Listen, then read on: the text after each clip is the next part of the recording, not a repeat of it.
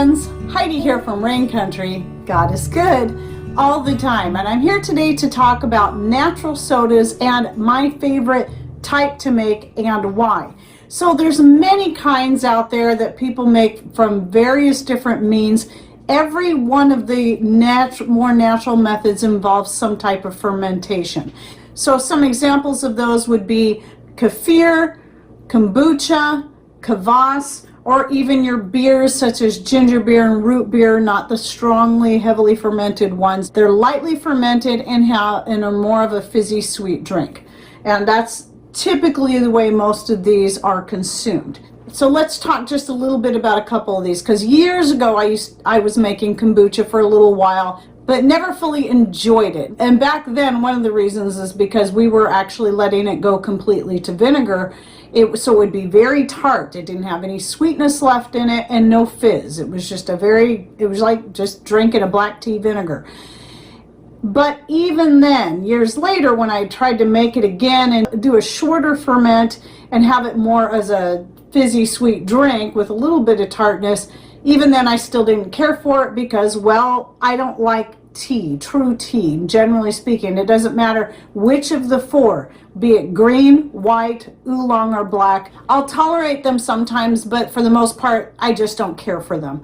So your kombucha is typically made with a SCOBY, which is a symbiotic culture of bacteria and yeast, along with some type of true tea. And then people will add different flavors and stuff in it. So I decided, for me, not my thing. It's great for those who like it, and it's easy to make your own.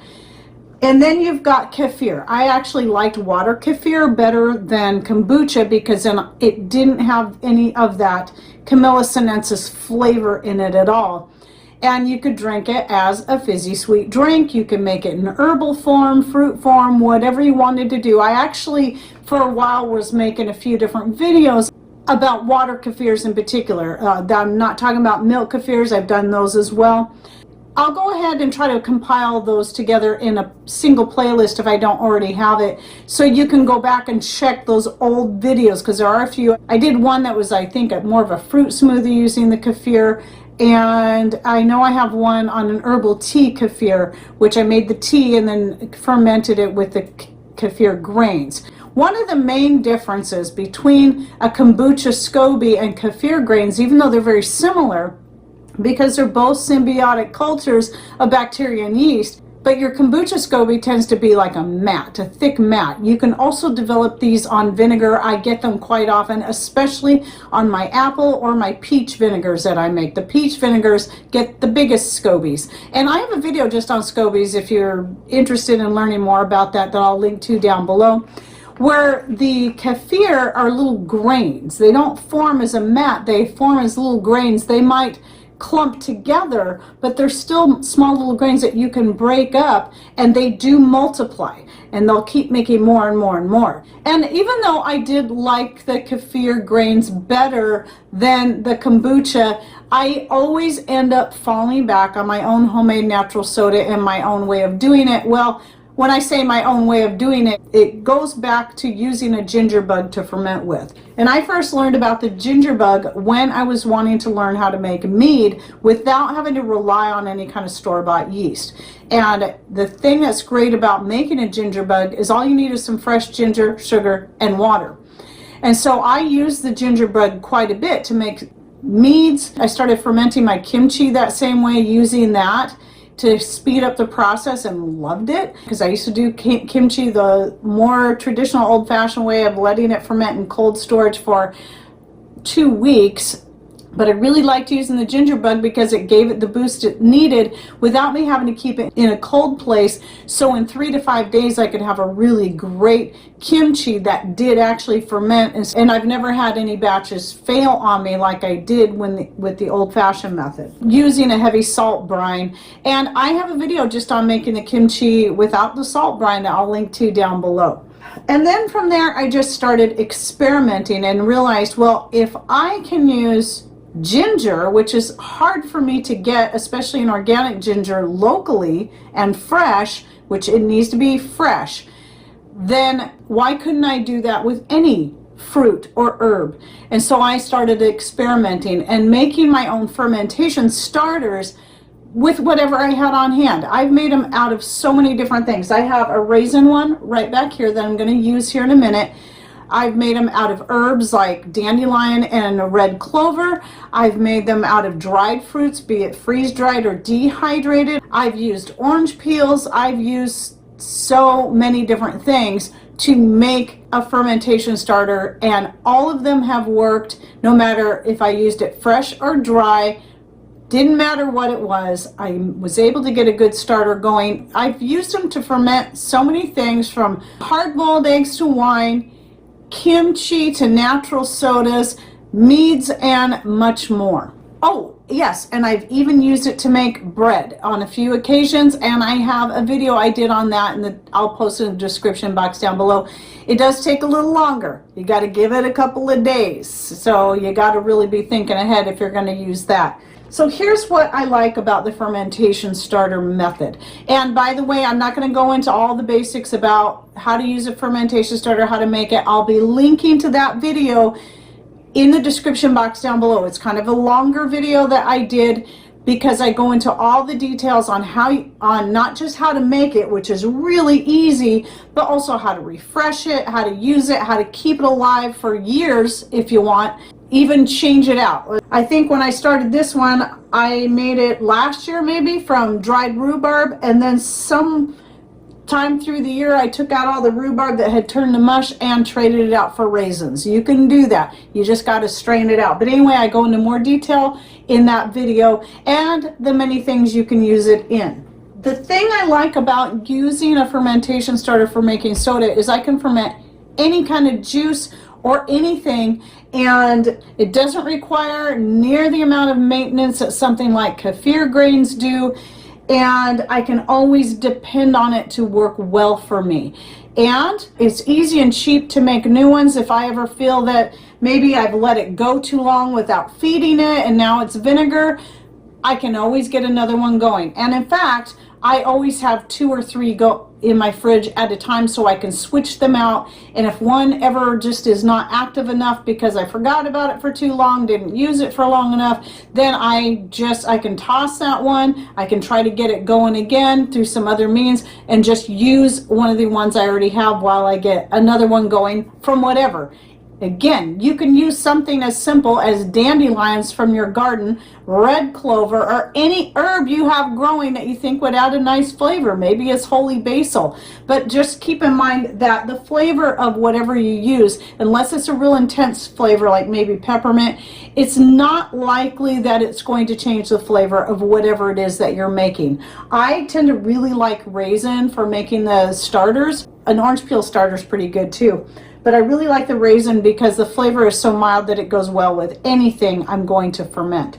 So when I'm making a soda, whether it be a citrus peel type soda or whatever kind, even a smoothie, because I'll do fermented smoothies. I even have a video I did on some different variations of fermented apple smoothies that I'll link to down below. I did 3 different flavors using my homemade extracts to add the flavor. Oh my gosh, they were so good, especially the cherry vanilla one. But anyway, I recommend you check that out, especially as we're getting into these warmer months. You might really enjoy that. What I'm going to do today, I need the water. But even if it's something as simple as you have some juice from the store, you can ferment it simply by putting it in a jar and adding some fermentation starter, maybe a little extra sugar. Since you're going to let it ferment, you might want to add just a little bit of extra sugar, but you don't have to. In fact, because the fermenting process, even in a short period of 3 days, is going to work through some of those sugars and cut back on the sweetness. And that might be exactly what you want to do with it anyway. So not only are you adding more probiotic benefits to that juice by fermenting it for a few days, you're also cutting back on the amount of sugar that's already in the juice. So in this case, since what I'm using to make this soda, I'll be using sugar in this particular one. Now, if you're making something like our wine, no matter what you're using, you typically do have to add more sugar because it's a long fermentation and it works through all the sugars. But a soda like this is still going to have a little bit of alcohol in it, but it's very, very low, that even kids can have it as long as you don't let it go too long.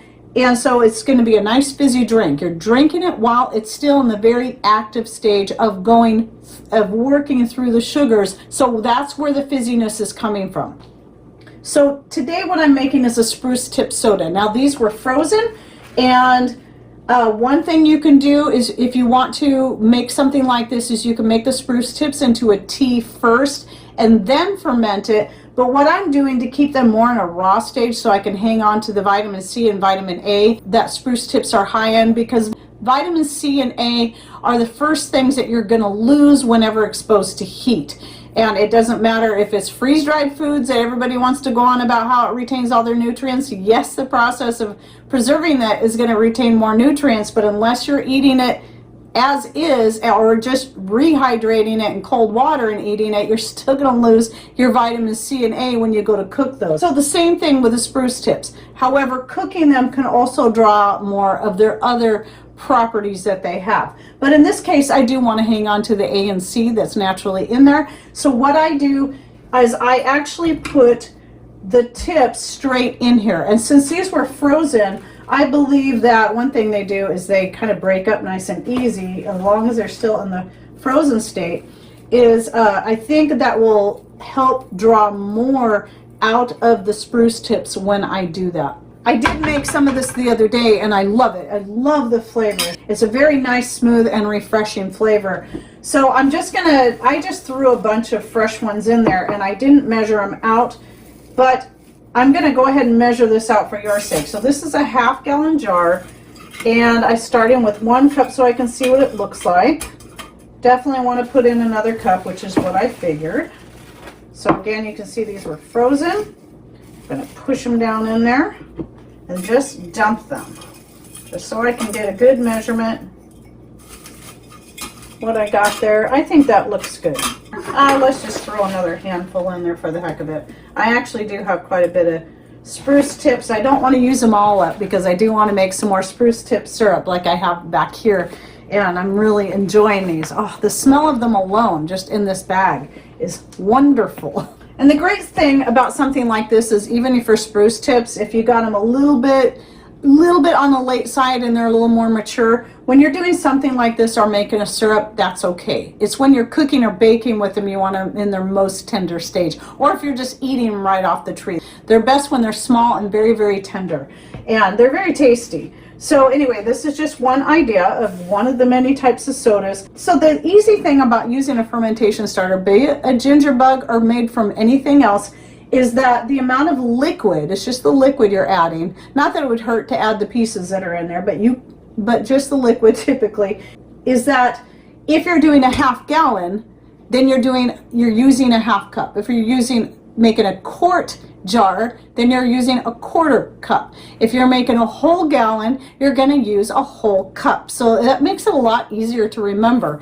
And that's going to go for whatever you're fermenting. So if I'm doing a quart jar of kimchi, I add a quarter cup of fermentation starter to it. Okay, so I like to strain it. I don't always strain it like this. Sometimes I do. But just to keep the pieces out of there, I'm going to only had 1 raisin fall out, a half cup. I didn't really look at the measurement, and that's all I need there. And since the spruce tips don't have any sugar in them to speak of, then I do want to go ahead and add sugar to this. Now, the amount you add is going to depend on how sweet you want it in the end, but also how long you plan to let it ferment. So if you're just trying to keep it a nice light soda, don't go over a half cup of sugar. So that's all I'm going to use in this, is about a half cup. So I know roughly by using this lid how much is a half cup. And then I just pour my water. Now, the water you use is rather important whenever you're fermenting, especially if you're using city tap water and it's chlorinated. You want to make sure you dechlorinate that water first. Or if you're using well water that has a lot of minerals, chlorine and heavy minerals can prevent a good ferment. So you'll either need to filter it if it's well water, Or I think some of your good filters can remove chlorine from your tap water, but you can also boil the chlorine out and then let your water cool, or even allow it. What I used to do before we got our Berkeys and started doing rainwater is I would put the water in a jug and cover it with a cloth and let it sit for a week, and I had several jugs going. So that would be the water I'd use for fermenting, and that way I knew all the chlorine should have been evaporated out, even though it's a small hole, because I let it sit for quite a few days to give it plenty of time. And then anyway, I just top off my jar with the water, and I do like to add the fermentation starter first, because sometimes if I don't and I forget and I fill it all the way up with the water, then I don't have any space for the fermentation starter. So it's good to put that in first. Whenever it's anything you got to add water to. Now obviously, like I said, in this case, because I'm not using a straight juice, I had to add the water. If you're using a straight juice, you don't need to add water. Just put in your fermentation starter and top it off with the juice, and that's all you got to do. I do like to stir it at least once.